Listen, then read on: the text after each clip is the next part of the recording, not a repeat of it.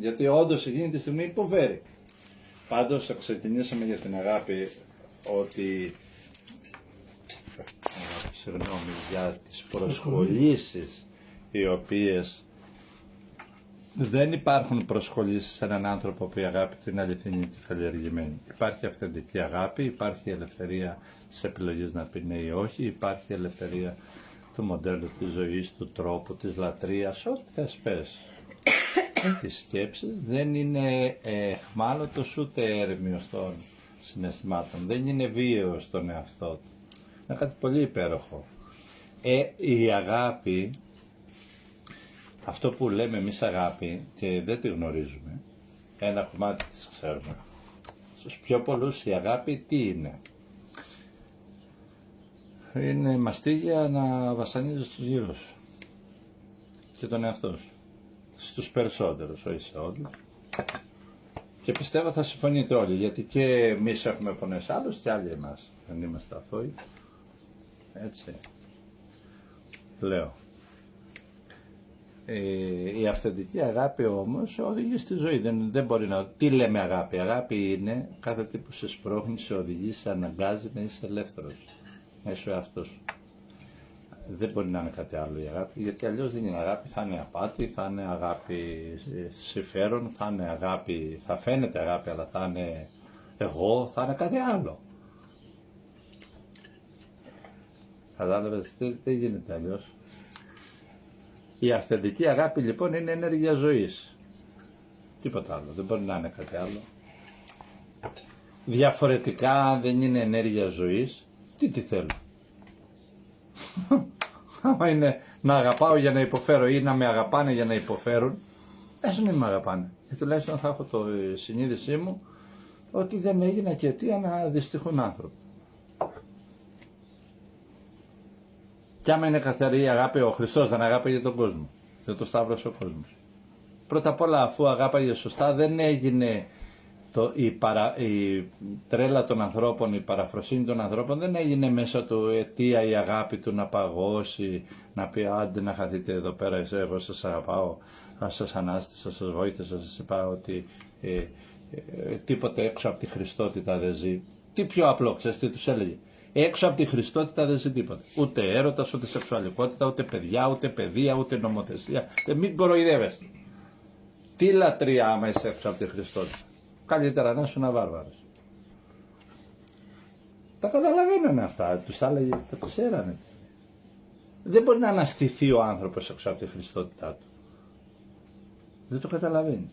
Τι θα ζήσεις? Ζήσε εσύ το σεξ χωρίς Χριστότητα. Ζήσε το φίλο. Τα πιο τίμια σου λέω, ζήσε την οικογένεια χωρίς Χριστότητα. Χωρίς πνευματική διάβγεια και ζήστη. Ζήσε τον εαυτό σου. Άσε την οικογένεια τώρα.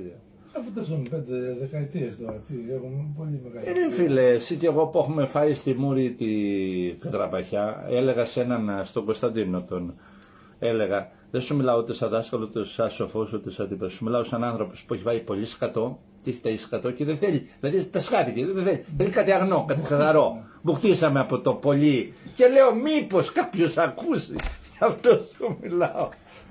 Ωραίο, ήταν πολύ αληθινό.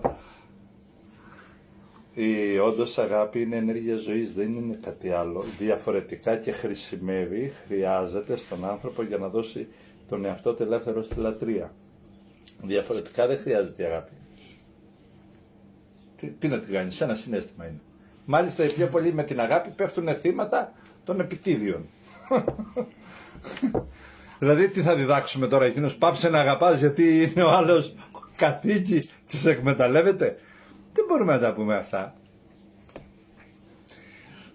Για να μείνει στην πεμπτουσία όσων είπαμε στο τραπέζι μας, στο τραπέζι του μυαλού σας, της καρδιάς σας είναι η αγάπη σας, άμα σας οδηγεί στις προσχολήσεις, σε κάθε είδος προσχόληση και δεν σας δίνει την χάρη, την ευτυχία, την ευλογία να είσαι ξεκουραστός, η αγάπη σας είναι μολυσμένη, η αγάπη σας. Και θα πρέπει να δουλέψετε με τον εαυτό σας. Αυτό. Γιατί ο άλλος, ας πούμε, αγαπάει τον Χριστό. Το λέει στα αλήθεια, αγαπάει τον Χριστό, αλλά είναι επικίνδυνος ρε φίλε. Ακούει εμένα που μιλάω έτσι, ξέρεις πόσες φορές έχω έρθει σε αμηχανία. Και τον πιάνει το θρησκευτικό του, τον πιάνει δεν ξέρω τι το ηθικό του, τον πιάνει και σου λέει ο άνθρωπος αυτός είναι επικίνδυνος για μένα.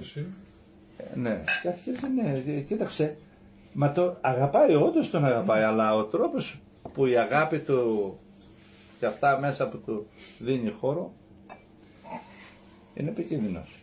Έχει επικίνδυνοτητα.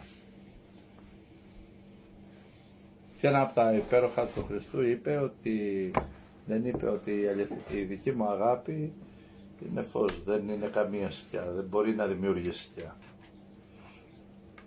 Σου λέει εσύ αγαπάς. Έρχεται ο άλλος και σου την κάνει.